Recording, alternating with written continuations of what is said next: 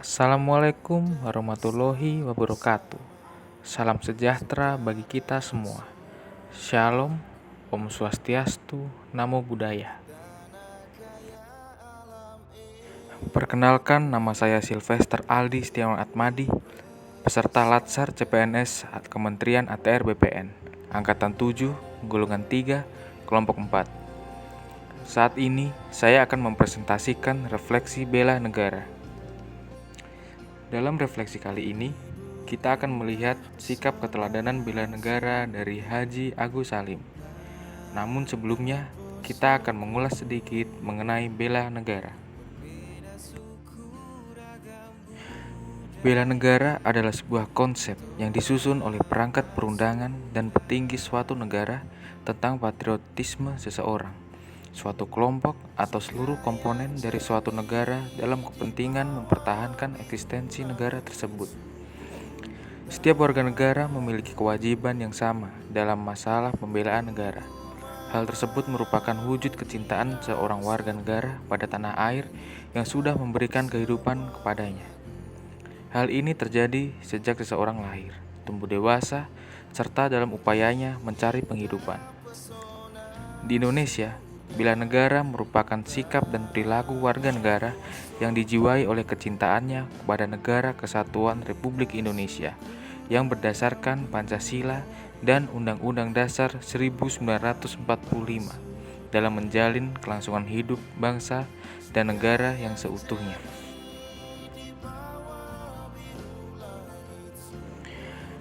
Kemudian ada pun dasar hukum dari bela negara, yaitu Undang-Undang Dasar tahun 1945,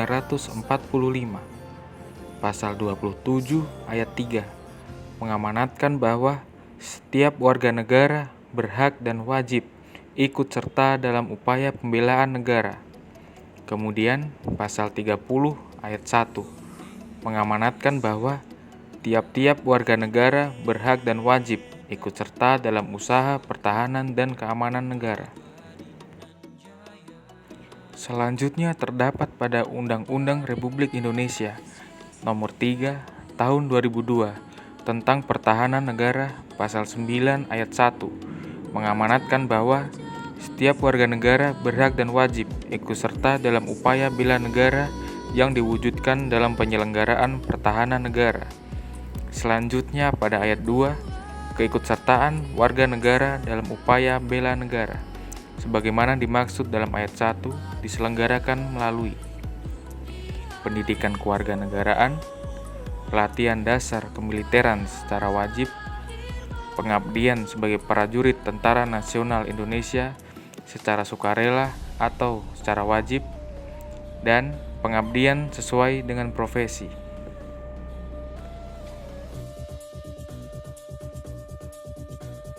Kemudian adalah tujuan dari bela negara, yaitu mempertahankan kelangsungan hidup bangsa dan negara, melestarikan budaya, menjalankan nilai-nilai Pancasila dan Undang-Undang Dasar 1945, berbuat yang terbaik bagi bangsa dan negara, dan menjaga identitas dan integritas bangsa dan negara. Kembali pada tokoh Haji Agus Salim. Berikut adalah profil dari Haji Agus Salim. Haji Agus Salim lahir dengan nama Masyhudul Haq, yang berarti pembela kebenaran. Lahir di Koto Gadang, Agam, Sumatera Barat pada 8 Oktober 1884.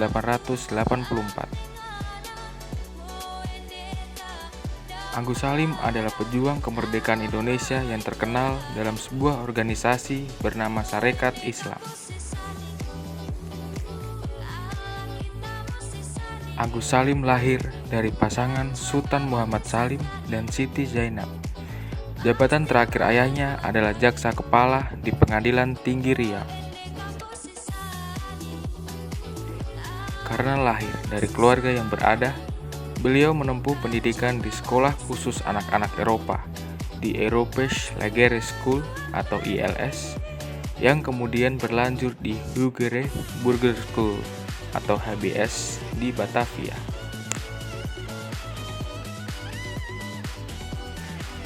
Beliau juga berperan sebagai salah satu anggota Panitia 9 BPUPKI yang mempersiapkan Undang-Undang Dasar 1945.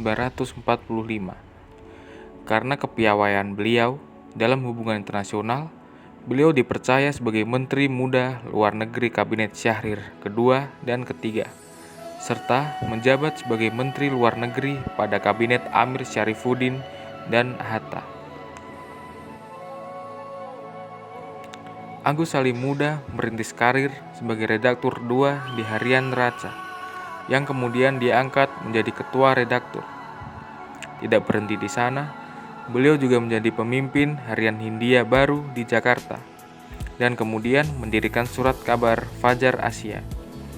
Di tengah-tengah karir beliau di dunia jurnalistik, beliau menikah dengan Zainatun Nahar dan dikaruniai 8 orang anak.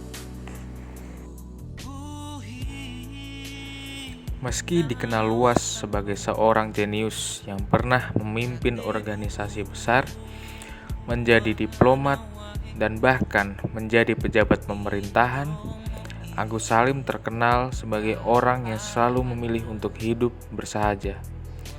Kesederhanaan hidupnya ini sangat terkenal sehingga diketahui sejawatnya yang dari Belanda.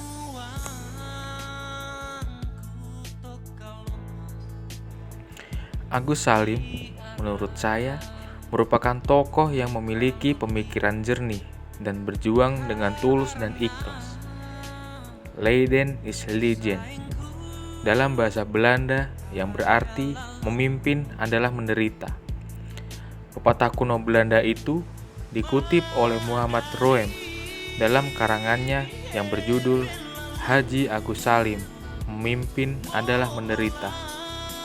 Dan itulah yang dijalani oleh seorang Haji Agus Salim yang fasih dalam 9 bahasa, tapi hidupnya yang penuh kesederhanaan. Keteladanan yang kita dalami dari beliau adalah menjadi seorang pemimpin atau seorang yang bertanggung jawab dalam suatu hal, bukanlah untuk mencari enak.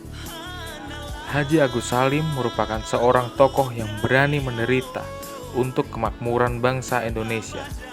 Dengan kemampuannya dan kecerdasannya, dia bisa saja bekerja untuk Belanda, tapi karena kecintaannya kepada negara Indonesia, dia lebih memilih untuk hidup sederhana dan lebih merakyat. Rangkuman yang saya tangkap dari keteladanan Haji Agus Salim, yaitu sebagai ASN, kita bisa meneladani sikap dari Haji Agus Salim dengan semangat mencurahkan tenaga dan pikiran yang kita miliki sebagai pelayan masyarakat. Kita juga bisa meneladani sikap kesederhanaan yang dimiliki oleh beliau supaya mampu lebih dapat dekat dengan masyarakat dalam tugas ASN sebagai pelayan masyarakat.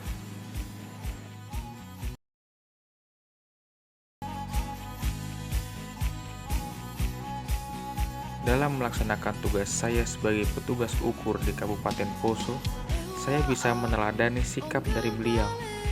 Dengan ditempatkannya saya di lapangan, maka dibutuhkan komunikasi yang lebih dengan warga sekitar. Dengan kesederhanaan yang kita terapkan, maka komunikasi pun lebih dekat, sehingga pelaksanaan tugas di lapangan pun bisa dijalankan dengan baik. Dan juga dengan beragamnya kebudayaan di Kabupaten Poso dan juga medannya, kita juga patut meladani sikap dari Haji Agus Salim yang rela berkorban demi pelayanan ke masyarakat, sehingga dapat tumbuhnya kepercayaan masyarakat kepada pelayanan dari Kementerian ATR BPN.